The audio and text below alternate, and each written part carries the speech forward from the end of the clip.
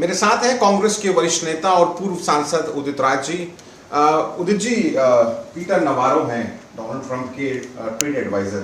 उन्होंने भारत के संदर्भ में एक बड़ा बयान दिया है। उन्होंने कहा भारतीयों को ये समझना होगा, उन्होंने जाति विशेष ब्राह्मण का नाम लेकर कहा कि वो तेल के ट्रेड से पैसा कमा रहे हैं और उसकी कीमत भारतीय चुका रहे हैं। देखिए, ऐसा है कि अपर कास्ट का मतलब उन्होंने ब्राह्मण समझ लिया, लेकिन मैं इसको कहूँगा अपर कास्ट। एक भी कारपोरेट हाउस का मालिक आदिवासी, दलित, ओबीसी का नहीं है।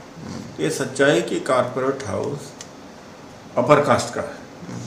अब सस्ता तेल रूस से लेके रिफाइन करके यूरोप और दूसरे देशों को बेचा जा रहा है। अब दो बड़ी कंपनियां हैं। तो जो पीटर नवारो ने कहा वो बात सही है कि उसका लाभ इंडियन को नहीं मिल रहा है, क्योंकि डीजल पेट्रोल सस्ता नहीं हुआ है। आम जनता के लिए आज सस्ता नहीं हुआ।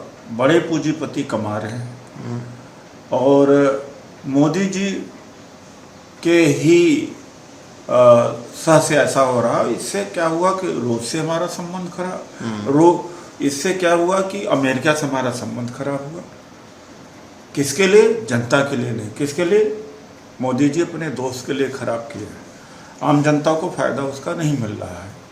ये सच्चाई है और इसमें सोशल जस्टिस की बात भी है।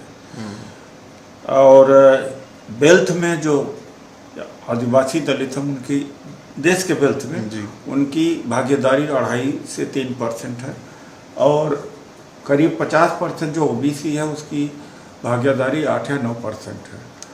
और लगभग 88% जो इस देश का वेल्थ है वो अपर कास्ट का है। और बात क्या है कि जो ये बड़ी कारपोरेट हाउसेस हैं, ये कहाँ क्षति पहुंचा रही हैं कॉमन आदमी को, खासतौर से दलित पिछड़ों को, कि इन्होंने सरकारी कंपनियों को खरीदा है औने पौने दाम पर, अपने को बड़ा बनाया, सरकारी संसाधनों का इन्होंने लिया।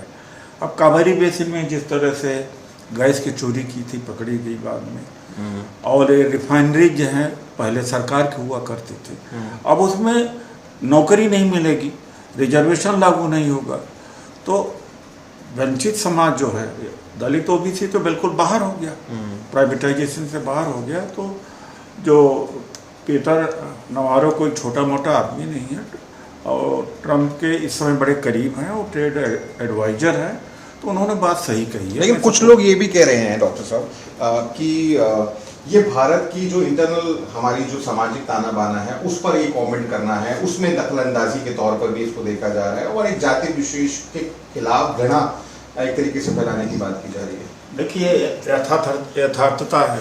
कौन सी चीज़ें बची हुई? दलितों को शादी पर घोड़े पर नहीं चढ़ने देते, मंदिरों में नहीं जाते, मारते पीटते हैं और बलात्कार होता है, ज़मीनें जोत ली जाती है, पेशाब पिलाया जाता है। तो कोई क्या अब डिजिटल वर्ल्ड में क्या यहीं तक रह गया है? कौन सी चीज़ ग्लोबलाइज नहीं हुई है? तो बिल्कुल इंटरफेरेंस नहीं है, ये सच्चाई है। और पूरी दुनिया इस समय एक विलेज हो चुकी है, कोई चीज़ छुपी नहीं हुई है। जब हम बहुत पहले की बात है, जब हम विश्व पटल पर या यूएन के तमाम फोरा हुआ करते तो उनसे हम मांग करते थे कि हमारे यहाँ माल न्यूट्रिशन है, हमारे यहाँ हंगर है।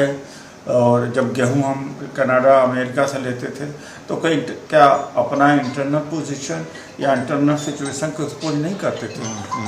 अब तो ऐसी कोई चीज़ नहीं है जो छुपी नहीं हुई है, इसको करेक्शन की ज़रूरत है। और जननायक राहुल गांधी जी सामाजिक न्याय की बात करते भी हैं, तो करते हैं, उन्होंने उठाया है इस बात का।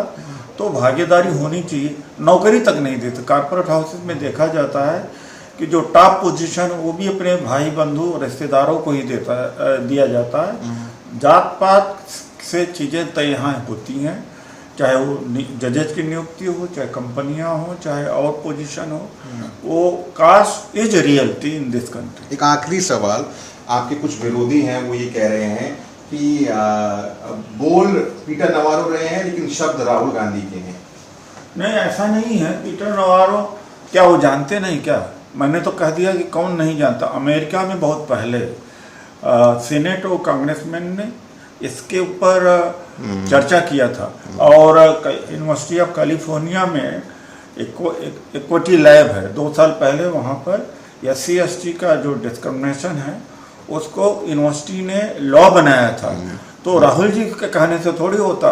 अब वहाँ पर जो सियाटल में हुआ या कैलिफोर्निया में हुआ जो कास्ट डिस्क्रिमिनेशन हुआ, वहाँ बहुत बड़ा प्रोटेस्ट हुआ है। तो अमेरिकन को पता कैसे नहीं है। और ब्रिटेन के पार्लियामेंट में भी चर्चा हुआ, रेजोल्यूशन में हुआ, US हाउस में भी हुआ, यूरोपियन पार्लियामेंट में हुआ। कास्ट सिस्टम पर कई बार UN में भी बहुत डिबेट्स हुए हैं। तो राहुल जी उसमें कहाँ से आते? राहुल जी ने तो बाद में किया, तो उसमें राहुल जी को घसीटने का कोई मतलब ही नहीं होता। धन्यवाद से बात करने के लिए। ये थे डॉक्टर उदित राज, साफ तौर पर कहते हुए कि जिस प्रकार से पूरी दुनिया डिजिटल के युग में एक विलेज बन गई है और तमाम चीज़ें ग्लोबलाइज हो रही हैं, ऐसे में जाहिर है अमेरिका को भी भारत की सामाजिक रियलिटीज़ का अंदाज़ा है, उसकी जानकारी है। अमित बदवार के साथ मैं राहुल गौतम।